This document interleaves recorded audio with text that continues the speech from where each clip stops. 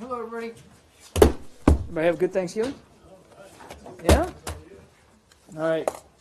It's got something at the top here, and then we'll go. This morning, I think you may have seen our note. Washington-based ambassadors and senior diplomatic representatives from the 68-member Global Coalition to Counter ISIL gathered at the Department of State to review the status of our global campaign to defeat this terrorist organization and to discuss next steps. Coalition members noted the close coordination between our military, intelligence, law enforcement communities, which has resulted in a significant degradation to Daesh's global network. They also reviewed operations underway to liberate Mosul in Iraq and to isolate Raqqa in Syria, and were encouraged by the progress that has been made to date, while also maximizing the effort to protect civilian life. Coalition partners reviewed several key indicators that have been useful for measuring our progress in defeating Daesh's network, to include territory gained and lost, access to foreign terrorist fighters, access to revenue, access to borders, leadership attrition, media and propaganda output, and global cohesion. Thanks to the efforts from our global coalition, all of these indicators are now trending in a positive direction. And I would refer to the media note, again, that we released for further details on each of these. We are, as we've said many times, making significant progress against this terrorist group, but we also acknowledge that this is going to be a long-term fight. It's going to require constant international cooperation and pressure, and the application of maximum pressure, indeed, to sustain the momentum achieved to date. At today's meeting, coalition members underscored our shared commitment to remain resolute and on the offense across all lines of effort until our mission is complete, and to remind, not all those lines of effort are military. Those are the ones that get the headlines, but that's not the sum total of everything we're doing against Daesh. So with that, I'll let you start, Dave. Thank you very much. Parallel to that, the other crisis in Syria, can you give us an update on the status of talks in Geneva with your multilateral partners on the Syrian civil war? They still are ongoing. The multilateral effort, the teams are still discussing ways to get at a framework for a cessation of hostilities. Pardon me.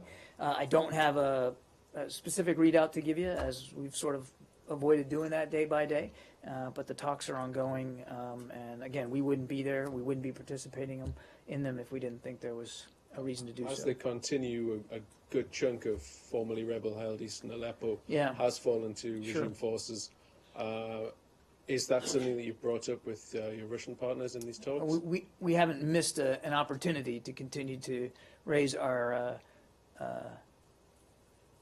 deep concerns, indeed outrage, at the continued bombing and siege of Aleppo, and we'll continue to do that in every forum and through every venue that we have available to us. Is it your understanding that Russia is an active participant in the assault on eastern Aleppo? Well, again, I'm not going to get into it. I'm not going to get into an order of battle here, as I've said. What I will say, and we've said before, is that Russia has considerable influence over Assad. And when they have shown in the past that they're willing to use that influence for a positive outcome, it makes a difference. What we've continued to assert is that Russia bears the ultimate responsibility here for what the Syria regime is doing and being permitted to do in terms of the devastating civilian casualties and destruction of civilian infrastructure, to include hospitals, in and around Aleppo. And we've made that clear time and time again. But in terms of whose aircraft is flying and all that, I don't have that kind of information, and wouldn't be appropriate for me to deliver it from this podium in any event. But clearly, tactical aircraft continue to bomb neighborhoods in Aleppo. Clearly, there's still shelling. Hospitals now are all but shut down. I saw a statistic this morning that for the roughly 120,000 children that we estimate, the UN, estimates, is in Aleppo, there's 2 pediatricians.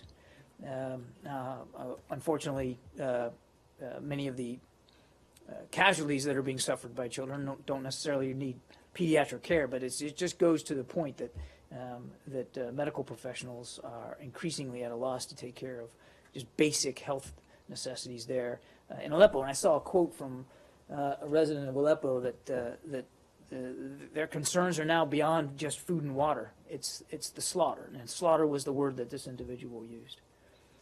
Well, I don't have any more on Syria, so. Could I? Yep. Syria? Syria? Okay. Could we stay on Syria? Now, Sure. you're saying slaughter, right? I didn't say that. I No, said, you as resident you of said that Aleppo resident- referred to the Right. fact Do you that- believe statements that speak of slaughter in Aleppo? Look, we've talked about atrocities. We've talked about the utter disregard for civilian life. And yes, I think by any stretch, if you just look at what's been happening on there, innocent people are being slaughtered in Aleppo. Is there any way to have some sort of figures on what's going on, the death ratio or the slaughter ratio? That is Saeed, ongoing in Aleppo? you can go online and look at these reputable aid organizations that are keeping track as best they can, and they'll tell you that literally, thousands of people in Aleppo are being affected, killed, wounded, and affected on any given day. Okay. Now, considering the fact that in the portions of Aleppo, which are the larger portions of Aleppo, that are under government control with about 1.5 million people, where, life goes on semi-normally and so on, wouldn't it be better once the government or government forces regain control over eastern Aleppo, that they can provide those kind of services that have been denied them? Government in the forces? past? Yes. Syrian government forces. Syrian would government control forces the providing larger- services to the people of Aleppo. Are they not? Like, Are they not doing that in western Aleppo, which is the larger portion of Aleppo? the only thing that I've seen the Syrian government prove willing to do in Aleppo is kill innocent people, destroy infrastructure, and try to reduce the city to rubble. I'm not aware, and look, I'm not on the ground, but I'm not aware that they're, that they're bringing in baskets of food and water and restoring electricity and trying to bring life back to normal in Aleppo. I've seen absolutely zero evidence, and I don't think you have either. Have you gathered, or have you been able to gather any kind of information on how things are going, or what is the situation in western Aleppo under government control? I in don't- terms of schools and hospitals and things like that? I'm not capable of breaking it down by neighborhood here. Again, every bit of information we get, and we get it from a lot of different places, continues to tell a story of a city under siege, a dwindling population that is increasingly being killed by its own government, with the support of backers of that government, to include Russia. And again, you don't have to look any further than going online or looking at television coverage to see what's going on there. And it's been going on steadily now, day after day after day. I have a couple more. Now, there was all kinds of analysis and so on saying that Secretary Kerry is doing, running against the clock to bring about some sort of an end to the siege. Could you share with us some of that, or could you tell us or enlighten us? Well, what I can tell on you is this that the issue? Secretary continues to try to find a political solution to the conflict in Syria, which has to begin with a cessation of hostilities and has to be accompanied by humanitarian aid. And he's doing that with the same sense of urgency that he has been doing that now since he's been in office. And yes, of course, Saeed, he's mindful of the calendar. And he's mindful of the fact that a new administration will be coming into office here at the end of January. But to suggest that he's running out the clock, or that there's some sort of frantic or frenetic, last-ditch efforts here in the remaining weeks that he has in office, it just simply doesn't comport with the facts. The Secretary has always had a sense of urgency about trying to solve the conflict in Syria through a political solution. And since Aleppo has come under siege now for the last several months, it has always been something on his mind. It has always been something that he has raised with Foreign Minister Lavrov and with other foreign ministers of involved nations and with the ISSG. I mean, this is, I can assure you that the pressure he's applying, that the effort that he's expending is at the same level as it has always been, and that is pretty much full tilt. On subject. Yeah, go ahead. They're having quite a few phone calls between Secretary Kerry and Foreign Minister Lavrov in the past few weeks, and we know very little about, the public knows very little about what they were about. And my understanding is that Secretary Kerry has been trying to stop the operations to retake eastern Aleppo. How does he offer to do that? have they discussed any possible deal? So a couple of things on your question. First of all, this reporting out of Moscow that there's been some sort of flurry of phone activity is just not true. The last conversation that he had with Foreign Minister Lavrov was on Tuesday, and we pretty much, and the Russians read them out almost immediately after they're done, and then we confirm them. And I think if you go back and you can look, that there's been a consistent level of communication. But this idea that that it's unprecedented levels, or however it was characterized by some spokesman over in Moscow, is just false. Okay. Number two. Same level of Yeah, communication. same level. Number two. I don't know that I agree with your assertion that the public has little idea about what the conversations include, because the Russian side reads them out almost instantaneously as soon as the conversations are over, and then we come and we background you with, or actually provide the context, from our perspective. So I think to both the foreign minister's credit and Secretary Kerry's credit, we've been pretty open about when they speak and what in general they speak about. So I don't think it's been, there's been no effort to sort of hide that conversation. The third point that I'd make to your question is that they had, before we went to a multilateral format, certainly there were bilateral discussions of a very serious concerted nature with the Russians to try to get to a cessation of hostilities. That failed because the Russians didn't prove willing to meet their commitments. So we went to a multilateral format, which includes Russia. So, of course, the Secretary is going to continue to have conversations with Foreign Minister Lavrov in the context of those multilateral discussions, and that will continue. So, to more specifically answer your question about what the Secretary has proposed, I'm not going to get into the specifics. Those talks in Geneva are ongoing, and I haven't yet, and I'm not going to start sort of reading out the eaches of every day. But I can tell you that we wouldn't still be involved in this effort, we the United States, if we didn't think it was worth it, and if we didn't think that we could potentially get to a meaningful cessation of hostilities that could be sustained. The details of how that would be implemented, again, I think we need to let the discussions continue before we can lay that out. What I can tell you from the U.S. team's side, we're going to continue to try to establish a framework by which a cessation of hostilities can actually be put in place, maintained, and enforced, so that Framework. what we really want, we want one that is enduring across the country. Right now, the focus is very specifically on Aleppo, I think for good reason. But eventually, we'd like to get one that's The talks are focused on nationwide. what's happening right now, rather than a long-term. The multilateral planning efforts process. that are being the multilateral discussions in Geneva are more specifically focused on Aleppo right now.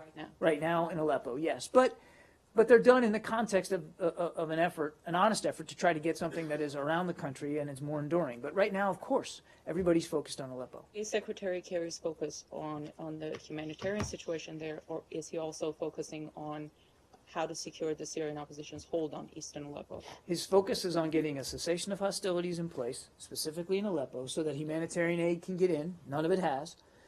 And so that we can restore the kind of conditions that are conducive to a resumption of political talks between the opposition and the regime. And that's what his focus is So is on. it only on humanitarian? No, I just said his focus is on getting a cessation of hostilities, to get the violence to stop. And without question, the vast majority of violence is being perpetrated by the regime with its support from backers like Russia. We want to get that violence to stop. We want to get aid in so that we can get a resumption of political talks. So has Yeah, go ahead. Secretary Go Kerry ahead. discussed? Go ahead. There was a report, unconfirmed report in the Washington Post. I would like to ask. It was so. I'll give you one the more. Washington Post, yes, cited unnamed officials who said that there an arrangement, some kind of an arrangement, is being discussed for the opposition to separate from al-Nusra and for the fighters to leave eastern Aleppo. Can you confirm those? No, I'm not going to reports? speak to the claims of anonymous officials. I will tell you that the Russian side has made very clear their concerns about separation of al-Nusra from other opposition groups. And frankly, we have talked a lot about the need to do that as well. That is a difficult thing. We've talked about that for many months, this marbleization, if you will, of the marbling of opposition groups with al-Nusra. We've been very clear with the opposition groups that we have been in communication with, and some of our partners are in communication with, about the importance of not being co-located with al-Nusra, not participating in al-Nusra operations because they are outside the cessation of hostilities. But I'm not going to get into a readout of the details of the kinds of things that are being discussed. Yeah. Over the weekend, the Iraqi parliament passed a law making the Hashd al-Shaabi part of the official Iraqi armed forces. What's your view on this? Are you concerned it will increase Iranian influence in Baghdad? Well, look, let me just talk about a couple of things in here. We think that the passage of this law, like all internal legislation, is an internal Iraqi matter. So I'm going to refer you to the government of Iraq for details on that. That said, the United States continues to support a sovereign, inclusive, unified, and democratic Iraq that serves the aspirations of all Iraqis. And we continue to support Prime Minister Abadi as he controls, commands, and organizes the campaign to go after Daesh inside the country. Well, there's concern that's been expressed by both Kurdish and Sunni Arab politicians that the Hashd al-Shaabi will be used as a military force outside of Iraq. Do you have any concerns about that? Well, I think, as I said, we've been clear that we want all forces fighting Daesh in Iraq, all indigenous forces, to be under the command and control of the Iraqi government and Prime Minister Abadi. And we support his efforts to do that. This proposed legislation is certainly in keeping with what Prime Minister Abadi has said is important to him, which is having command and control over all the forces that are fighting Daesh inside the country. So I think, again, I'm not going to speculate about hypothetical outcomes here, except to say that we continue to support a sovereign Iraq that has the resources, the organizational capabilities, and the support of the international community to do so in a sovereign way. Now, I didn't answer your question about Iran, and what I would tell you, though, is that we agree with Prime Minister Abadi's statements on the importance of ensuring that all participants in the fight against Daesh in Iraq are regulated under the control of the Iraqi government and held to the same accountability standards. We're concerned, for our part, with helping Iraq rid the country of Daesh, and who, as you know, just last week murdered scores of innocent civilians at a rest stop. So the only other thing I'd say is, and we've said this before, that to the degree anybody is going to assist in the efforts to go after Daesh inside Iraq, now I'm talking about outside Iraqis, we want that to be done in a way that doesn't further inflame sectarian tensions. Would you be satisfied that bringing al-Hashd al-Shaabi under the government of Iraq and under the authority of the government of Iraq is a safety valve or enough safety valve against the interference and the influence of Iran? I don't know if I could possibly answer that question, say. Right. I mean, from past efforts, I mean, if we look at Tikrit, where they basically, they have, played a big role in liberating Tikrit, and they had, they were part, let's say, to some excesses or maybe even massacres, some say, against the Sunni population. So they were not exactly, at the time, at the time of the liberation of Tikrit, quite disciplined. So look, a couple of points on that. I mean, we obviously take any allegations or reports of human rights violations very, very seriously, as does Prime Minister Abadi. And he has said, and he has started investigations on various such reports, and we think that's important to let those investigations go through. And it doesn't matter to us who is reported to have done it. Those kinds of reports need to be taken seriously and need to be investigated, and if found that individuals or units are guilty of that, then they need to be held accountable for it. But again, I don't want to get too far down the road on this legislation. It's internal Iraqi legislation that they should speak to. But in general, we continue to support all forces of the Iraqi government that are arrayed against Daesh to be under Iraqi command and control.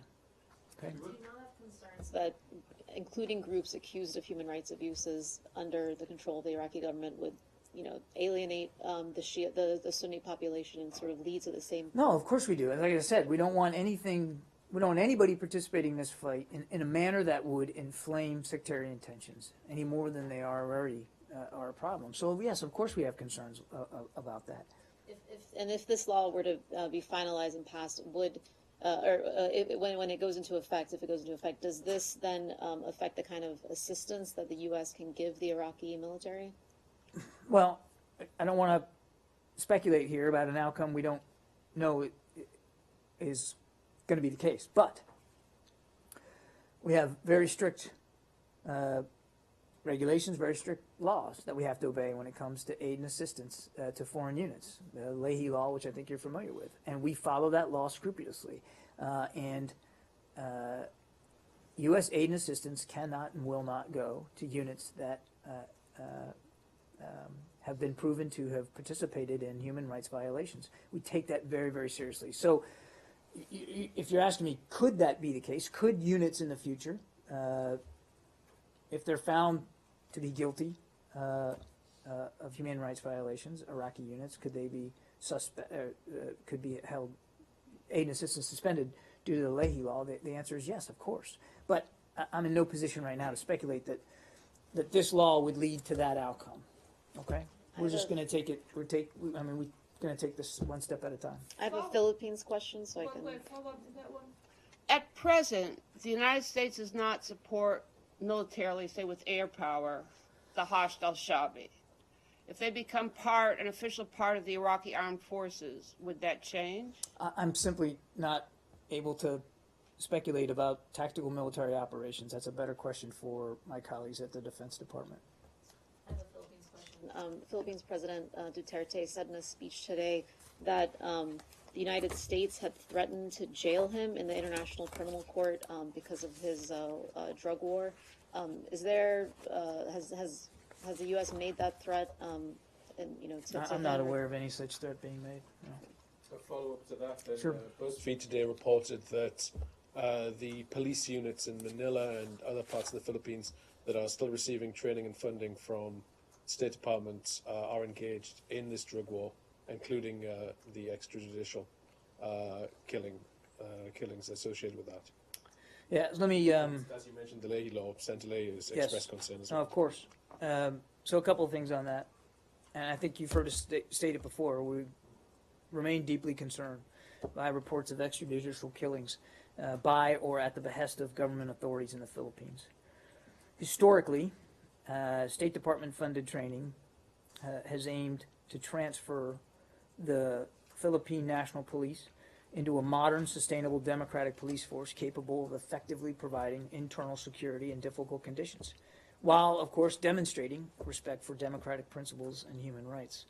Since the start of the drug campaign, our law enforcement assistance has been refocused away from narcotics control to supporting maritime security efforts and to providing human rights training to the Philippine National Police. Our assistance programs expand Philippine capacity to conduct effective, lawful investigations and professionalizes the criminal justice system so that it is more accountable, transparent, effective, and just. And just to remind, the United States vigorously vets all units and individuals before providing assistance to the security forces of the Philippines, as we do elsewhere around the world. Okay. That changes specifically in response to concerns you have over the way the drug war is being I would say you've heard us several times from this podium express our concerns about reports of extrajudicial killings in the Philippines. And as I said, since the beginning of this counter-narcotics campaign, we decided the prudent thing to do was to refocus the way that assistance was being spent. Yeah. On Yemen, can you give us an update as to what is the status there after all this talk about a ceasefire and a peace deal? There are reports that the Saudi-led coalition have carried out airstrikes again, killing a number of civilians in Hodeidah. What do you have on that? Well, I would tell you that obviously we continue to support efforts to get a cessation of hostilities and a peaceful resolution to the conflict. We certainly have seen reports in just the last several days of continued strikes and violence. We continue to call upon all sides to cooperate with the UN Special Envoy and to renew their commitment to a cessation of hostilities as quickly as possible. Has the Secretary been in contact again with the principals he was? I'm not Talking aware of to- any follow-on conversations that he has had with the principals, but he continues to have discussions with regional partners about the situation in Yemen and about how to get a cessation of hostilities in place. Yeah. South Korea, Yeah. what does the state make of, obviously, these 5 weeks in, continued massive protests, calls for President Park to resign? Obviously, they're a major ally. Are there any concerns in this building about stability, either as it relates to our relationship with Seoul or just in the peninsula in general? Well, I mean, so a couple of things there. Obviously, the Republic of Korea remains a steadfast ally, friend, and partner. Nothing's going to change about our commitments to that alliance and to our commitment to the security of the peninsula. Certainly, we have seen the press reporting of the political protests. I would let the protesters and the government of Korea speak to that. You know where we stand on the right of peaceful protest and assembly, and we continue to support that around the world.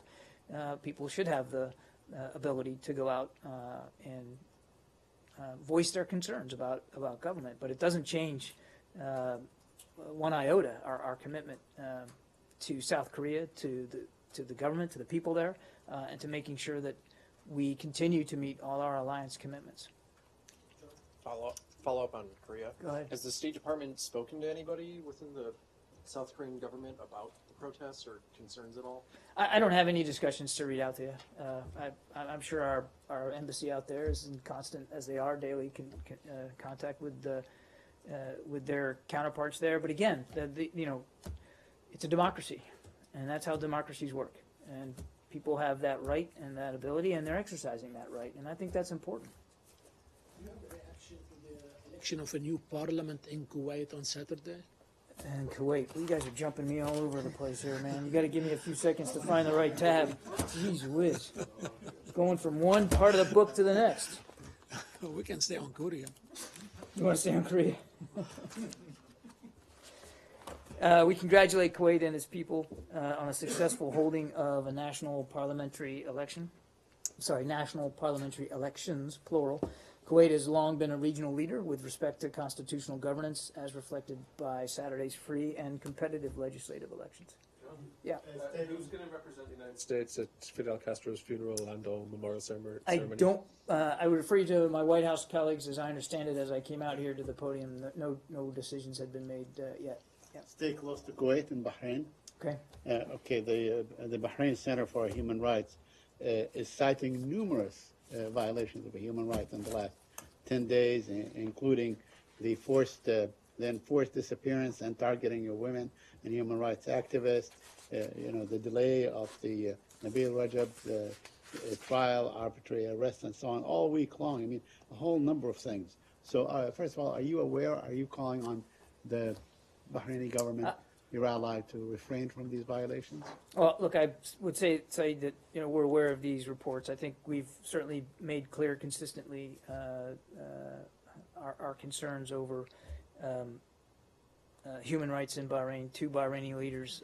That is a concern we routinely make clear. You can go on our website, look at the Human Rights Report, and see where the department sits with respect to Bahrain on this. But I don't have anything additional or more specific with respect to these reports. We are aware of them. We routinely make clear our concerns. Has the Bahraini government been responsive to your concerns? Well, I wouldn't get into sharing details of diplomatic conversations. I would just say that for our part, we've been consistent about those concerns, and we will continue to do so, as you can with a close friend and partner like Bahrain, and they do remain a close friend and partner, and it is in the spirit of that partnership and friendship and our genuine concern about Bahrain and the future for the people of Bahrain that we routinely express those concerns. Yeah. Russia? Sure. Last week, EU Parliament passed a resolution to counter Russian media and specifically they called out Sputnik and RT. Are you concerned by this resolution? I haven't seen that resolution, so I'd have to take that question. Do you think it says they're engaging in information warfare, and they even discuss that EU and NATO should develop a strategic communications plan to counter Russian media, including Sputnik and RT. Do you think the United States needs to develop a strategy? First of all, do you think Well, RT... look, I mean, I haven't seen this report, and I haven't seen, so I'm a bit of a loss to comment specifically about it. Concerns about Russian activities in the information environment, their use of propaganda, those are not new concerns, and we share concerns with many other nations about the way Russia tries to use the information environment to its own ends, be they political, social, cultural, or economic. And that is something that we're going to continue to talk about with our allies and with our friends and partners throughout the world. But I don't have a specific reaction to this resolution because I just haven't seen it. Do you share concerns about Sputnik and RT? Look, I have made clear, time and time again here about our concerns about Russian efforts to manipulate the information environment in a way that serves their narrative and isn't necessarily hewed to the truth and to facts. I think it doesn't. You can look on my Twitter account, and you can see how many times Guyan and I have had disputes here about my perfect willingness to express concerns about the non-editorial independent nature of Russia today. But I don't have a specific concern with respect to this resolution and what you're saying in terms of it calling out specific media outlets. Well, not specifically to... And the other thing, let me just, if I could just add, you're here and you're here. We credential you. We allow you to come into the State Department, into this briefing room. Even though, as I said, clearly, I have some concerns about the editorial independence of some Russian outlets, but you're allowed in here, and you will continue to be allowed in here to pose whatever questions you want of me, including ones today that I can't answer because I just don't know about. But I think that's important. I mean, and if you don't mind, let me just hit this point again. I think it's that here at the United States State Department, we don't parcel people out like that. And we allow you to come in here and ask whatever you want. And we do the best we can to provide the information that we can. And there's not too many other places, certainly no other government that I know of, that allows media, no matter where their editorial processes land, to do that. And I'm pretty proud of it. I've offered you guys to subscribe to the Newswire. But John, one other thing. They parallel us. Let him finish. They parallel us with Islamic State propaganda within this resolution. I mean, do you think, are you threatened by our propaganda as much as you are? I'm not threatened by Sputnik. And frankly, we're not threatened by Islamic State propaganda. In fact, one of the things that we talked about... Would you put them on the same parallel? Would I put... Would you put them on the same plane? Sputnik on the same level with Islamic State? No. Propaganda? No, I would not. Okay. But, and as I said in my opening statement, they talked a lot about Islamic State propaganda efforts in today's meeting with the ambassadors from the members, the coalition members today, and the fact that we know empirically that they're, I know I'm getting off the topic here a little bit, but Islamic State's Daesh's efforts to exploit social media are waning and failing, and they're struggling, and it's hurting their narrative, it's hurting their morale. We know that for a fact. Okay. All right. Thanks, everybody. Have a great day. Hope everybody had a good Thanksgiving.